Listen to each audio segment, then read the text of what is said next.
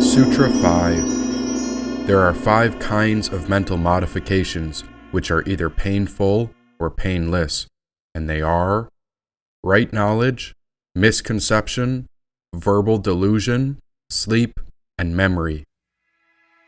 Do you know how in a dream you never quite know what it means, and just when you think you understand how it seems, something unexpected changes that rearranges the dream? Well, everything felt airy and mutable, like a cloud shifting in space.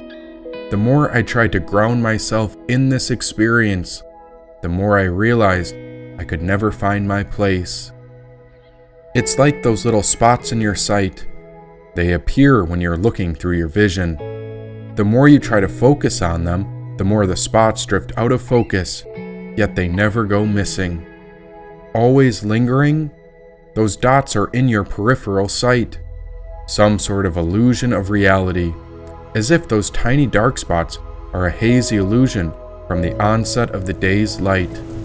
As we waited for the train, I imagined that it would start to rain. Then a moment later the rain stopped, when out of nowhere a feline cat came. This cat caught us off guard, and she was fierce, tattooed, and sexy. It only took a single look before the vision perplexed me. Moxie? I blinked in shock. Oh, how could it be? The cat that died was now back and free. Stride by stride, I walked over to her side, and there I saw the same stripe on her forehead, and in her gaze I saw the universe float out from her eyes. Why, her eyes! This gorgeous cat had both her eyes. What happened? I am the cat that cannot die, she said. You're... Just as I went to say her name, my speech got bleeped out. She didn't care what I thought of her, but rather I remembered that this vision presented an image of what her life was really about. It did not matter what I called her, or what I thought of this mystical form. My opinions and viewpoints did not control the shape or meaning to which she was crafted or conformed. She was created of herself, the same way the seer is that self, and yet within the universe that emitted from her eyes, I began to wonder if we were the same as everything else. I wanted to call her by the name I knew her as, but this landscape wouldn't let my opinion expand out. Oh, beloved teacher, you have taught me so many lessons, and yet again you've arrived to calm my doubts. I thought I lost you in that casket. I held you in my arms when you had one eye. I was by your side and watched you leave your body and die. Are you her? She nodded. Well, which one? Girl, she said. This cat was my entire world, and even though I called her Moxie, from now on, I'd call her Girl. How did you get here? Om Gate Gate, Paragate, Parasamgate, Bodhisvaha, said Girl. Huh? I went to the other side and came back. I died and journeyed to the far shore beyond death, and after a good rest, I found another breath. Gone, gone, beyond far gone. I went home with the soul, and they sent me back for the awakening of the dawn, said Girl. I don't understand. I was there when you lost your eye. A moment later she changed, and she too had a variety of extra arms. But Girl did not have a discus, a yoga mat, or anything like the yogini. Rather, she held an assortment of weapons that could do much harm. A knife, a flame, and a gong mallet on one side. Then there was a microphone, a mudra, and a human skull with blood dripping from its neck after the head had been severed when it died. There's a fundamental spiritual concept that the nature of matter, or material energy, is always shifting, but the nature of spirit is the divine pulse of life, because the seer is self-existing. We are made of spirit, and once we move together through a world made of matter. One day it's hot, then it's cold, then it's sunny, then it rains. Then we discover good fortune comes, but of course, the bad comes after. And if we come to terms with it, when these shifts happen, we're not super elated when something good comes, and we're not depressed when something bad comes.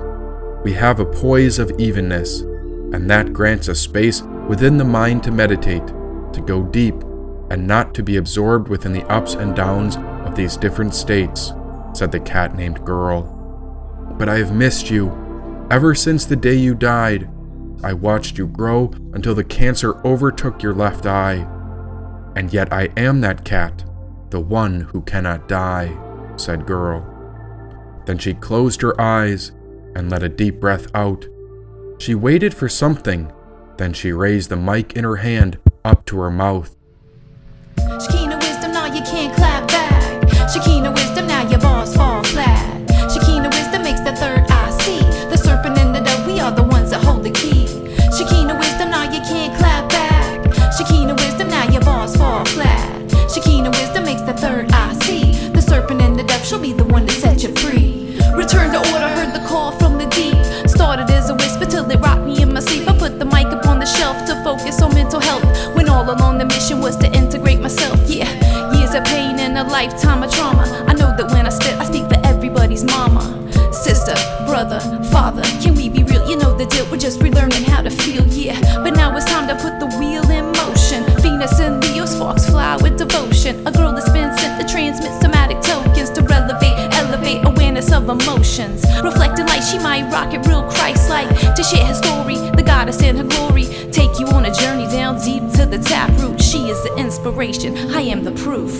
Shekinah wisdom, now you can't clap back. Shekinah wisdom, now your balls fall flat.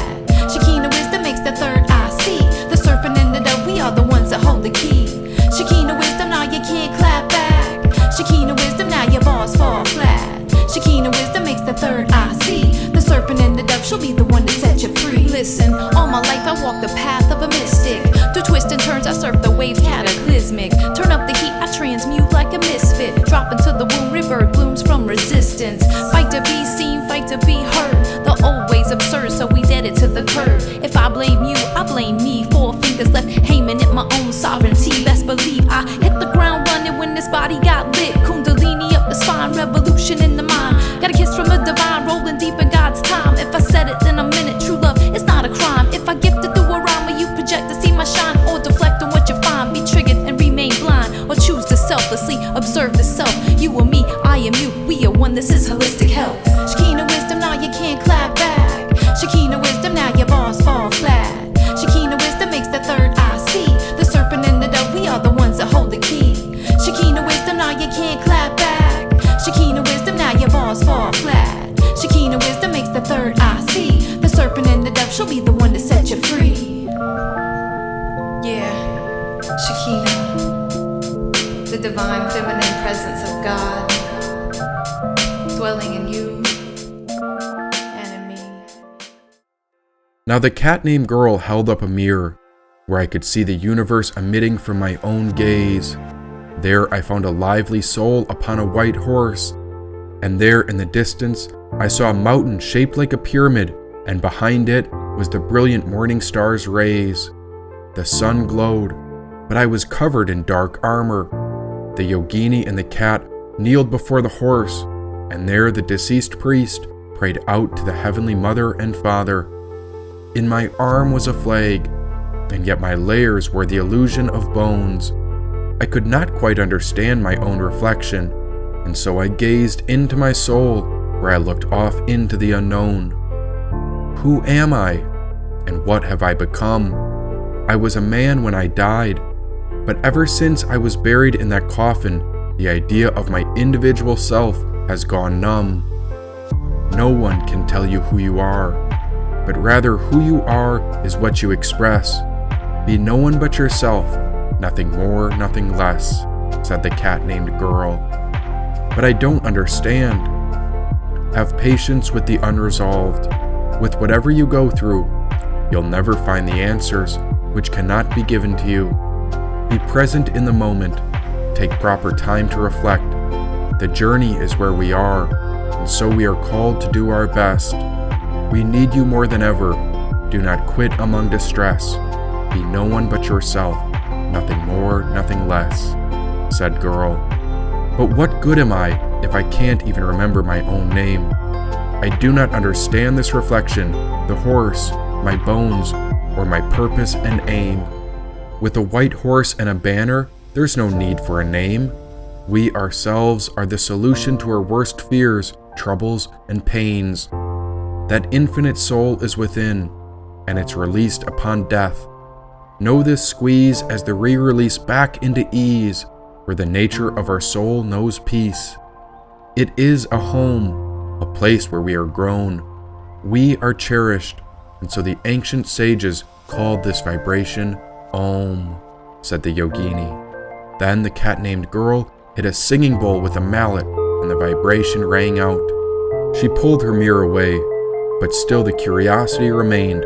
Where was that horse I had ridden, with the fire in its eyes, with the magnificent bluish-white mane? But how do I make sense of this? Why would that mirror reflect me wearing armor? That makes me wonder if this is going to hurt. Not quite, but it might, said girl. It might? Well, I'm not sure if I want to deal with this.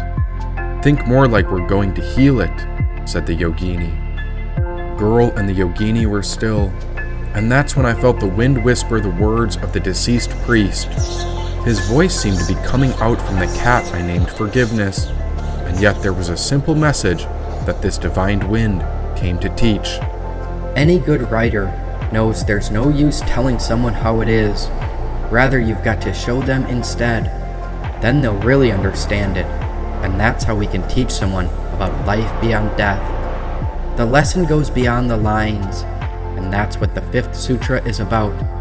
There are 5 kinds of mental modifications, which are either painful or painless, said Forgiveness.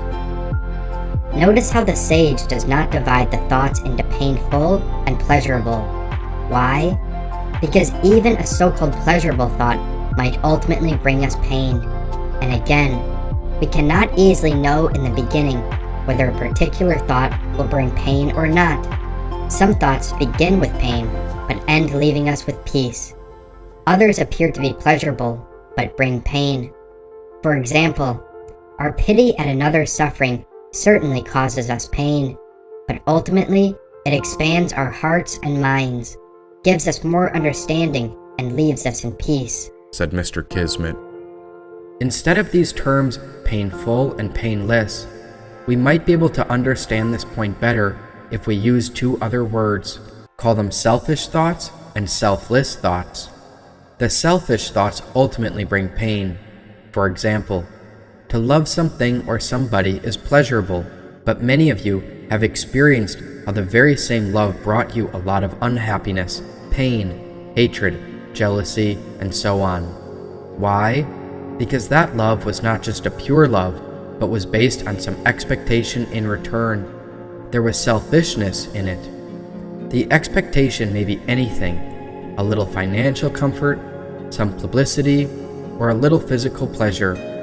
With this expectation, love seldom lasts long. So love, though it appears to be a painless thought, ultimately ends in pain if it is based on selfishness. On the other hand, a thought like anger might bring pain in the beginning. The anger of a selfless person has no personal motive behind it. Although that anger may cause somebody to feel bad in the beginning, ultimately it helps that person to correct himself or herself and to lead us to a better life. For example, a little strictness on the part of the classroom teacher is needed to reform the children and make them understand their responsibilities. Whatever the thought is, if there is no selfishness behind it, it can never really bring pain to the person concerned. The result is neither pain nor pleasure, but peace. Seeing this truth, we should analyze all our motives and try to cultivate selfless thoughts. That is our first and foremost duty, said Forgiveness. I thought that in the name of meditation and yoga, we were supposed to make the mind blank and without thoughts. But you can't make the mind thoughtless immediately. Many people try, but it seems impossible. Once you make the mind thoughtless, you have attained the goal. but it is not easy. Many people claim, "I made my mind vacant." How did they know the mind was vacant? They were aware of it. Isn't that type of awareness a thought? You have removed all other thoughts and retained this one thought of having made the mind vacant. That is not the real thoughtlessness. That is why we use the trick of developing certain positive thoughts while removing negative ones. We say to the mind, "All right, if you want to create some thought forms, go ahead. But if you create thoughts that will bring you pain, you are the one who will suffer. If you are selfish, you will suffer later on. I don't want to kill you. I am your friend. I am interested in your welfare and peace. So please listen to me. Do not create thoughts that will rebound on you. Forget your selfishness. Make others happy, and you will be the happiest person. By seeing others happy, you can't be unhappy. But by making everybody unhappy, you can never be happy yourself. So at least for your happiness, bring happiness to others. If you really want to be selfish in the idea of retaining your peace. There is no harm in that selfishness, because by that you are not going to harm anybody. Instead, you will be bringing the same peace to others also. If the mind says, "I can't be selfless, I must be selfish," tell it, "All right, go to the other extreme and be selfish in refusing to disturb your own peace." In our daily lives, we always work with these two categories of thoughts. Now we know that selfish thoughts will bring misery and selfless ones leave us in peace. How are we to know whether our thoughts are selfless or not? We have to watch carefully the moment a thought form arises in the mind. We become analysts. This itself is yoga practice, watching our own thoughts and analyzing them, said Forgiveness. Om, whispered Girl. Then is it all right to worry about my character, but not the reputation? Since character is who we are, and reputation is who people think we are. Om, said the yogini. Now a singing bowl began to sing, and I noticed it was the girl cat who created this frequency of rhythm. She had many instruments around her, and this was a vibrational flow. Somehow all these energetic waves created a resonance that allowed my doubts and worries to release and let go. And so Forgiveness continued. There are 5 kinds of mental modifications which are either painful or painless, and they are right knowledge, misconception, verbal delusion, sleep, and memory. First, the sources of right knowledge are threefold: direct perception, inference, and scriptural testimony. One example of what the mystic calls valid knowledge is what you understand by seeing something yourself, which is direct perception. If you see something face to face, you won't have any doubts. That is one way to get valid knowledge. Another is by inference.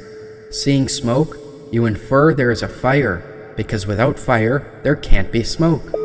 When you see a cow giving milk, you infer that cows give milk. You have not seen them all, but you assume. And there is one more way.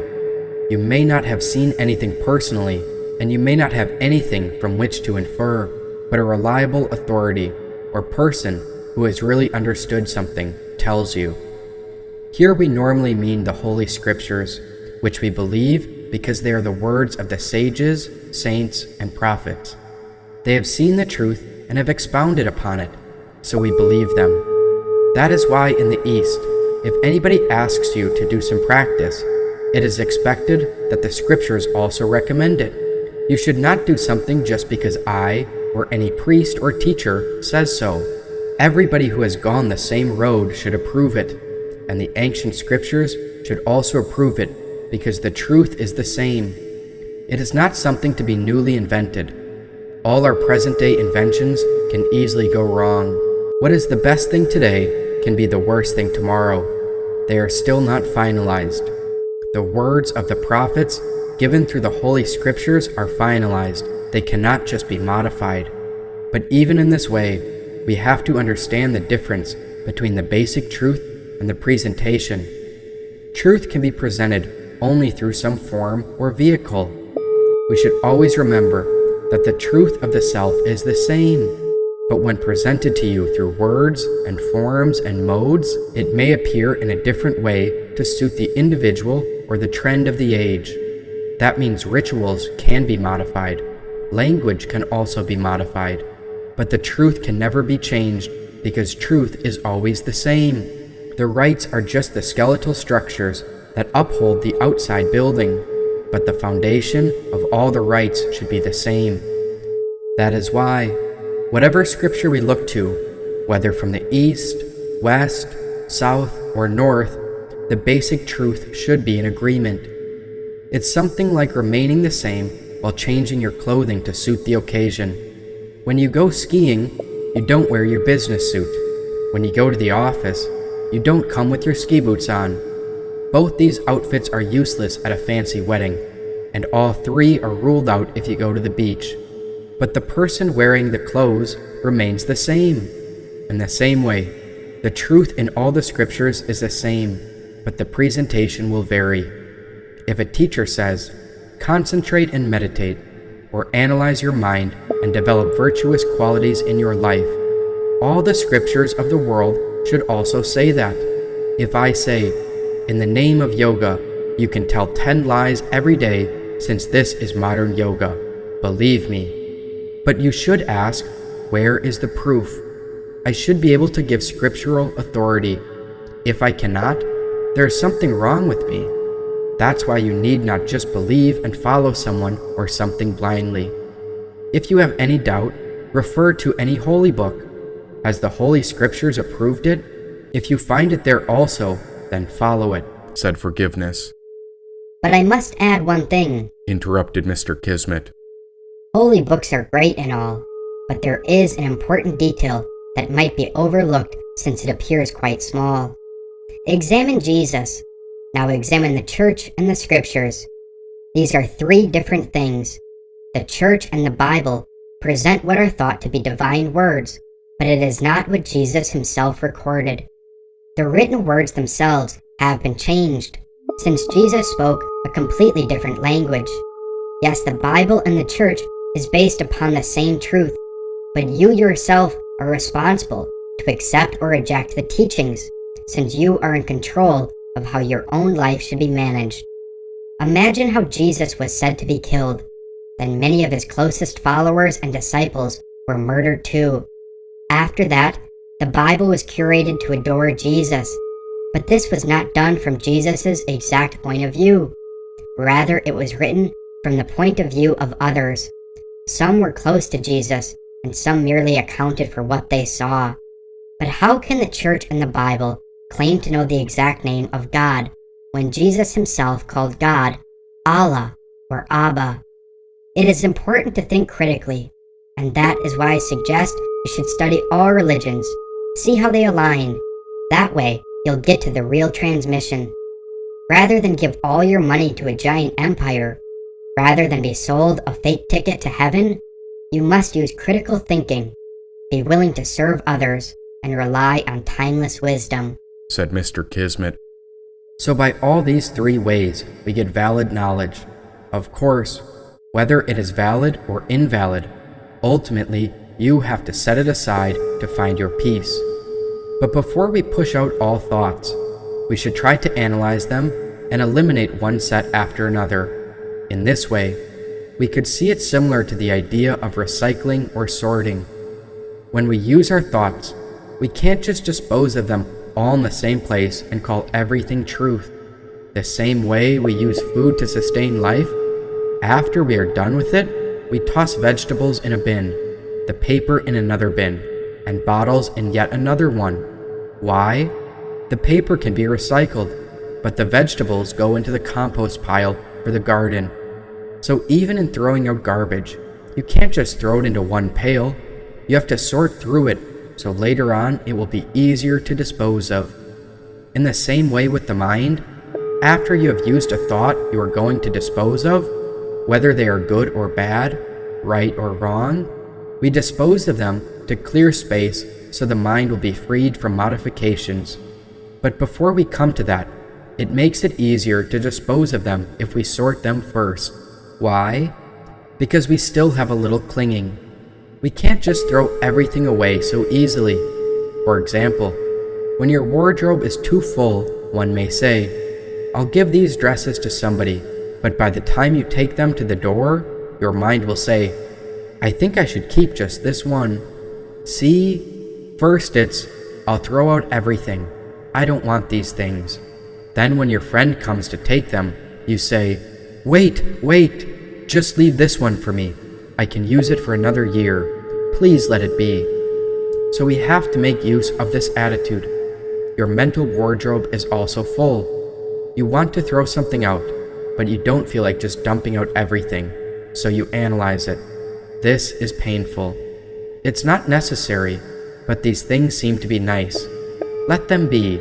For the satisfaction of the mind, we are trying to analyze how many kinds of thoughts there are.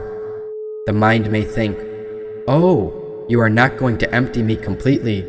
At least you are giving something back to me." Sometimes the mind has to be tricked like that.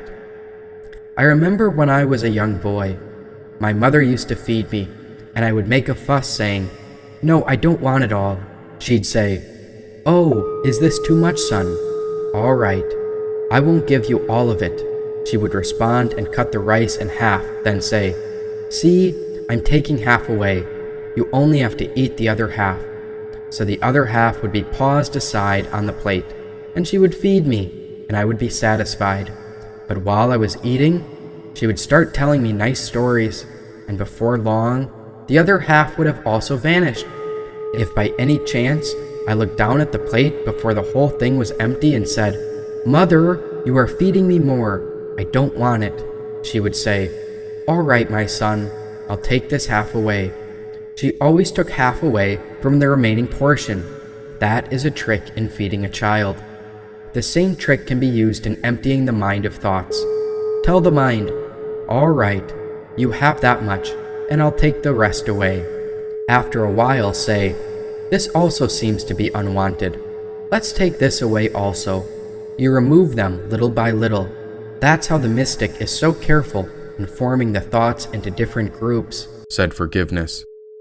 So this type of knowledge that appears through the mind, or thought forms, must be examined into various thought categories? But why? Because misperception occurs when knowledge of something is not based upon its true form, said Forgiveness. And there upon the ground, over in the distance, I saw something that made my soul shake. I nearly jumped when I saw a coiled line of what appeared to be a snake.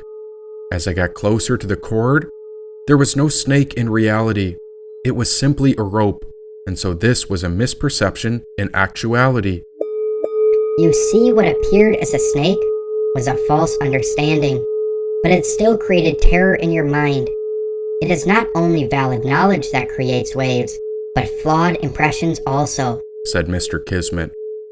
And just like how my mind uses sight to create these mental waves, in the same way, could this also work with words or sounds too? An image that arises on hearing mere words or sounds without any reality is a verbal delusion, said Mr. Kismet. You may hear something, but really, there is nothing like that.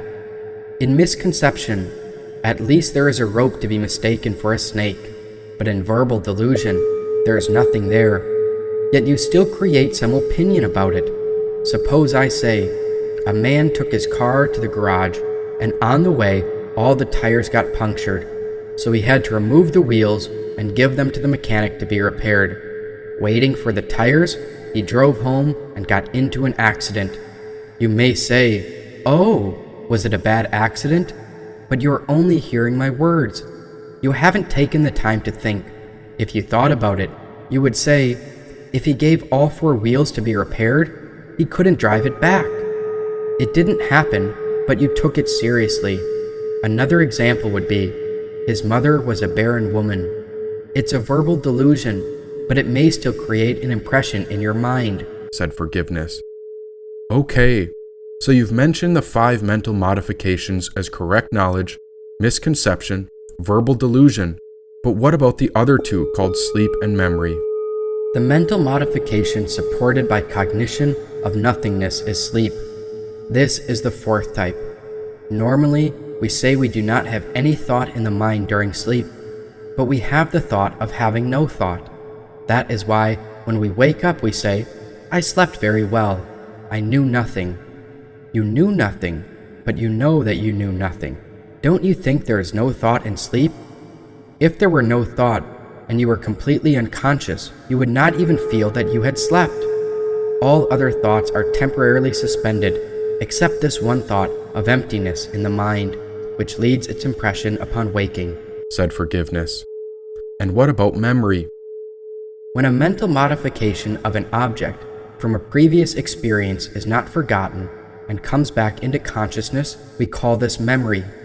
Memories create impressions in the mind and at a later time come to the surface, either when we want them or sometimes even when we do not want them. Memories come in two ways. Dreams are memories that come to the surface when we sleep, while daydreams are memories that arise during the day. Both are impressions which, when formed, slowly descend to the bottom of the mind and come to the surface when they are rekindled for some reason.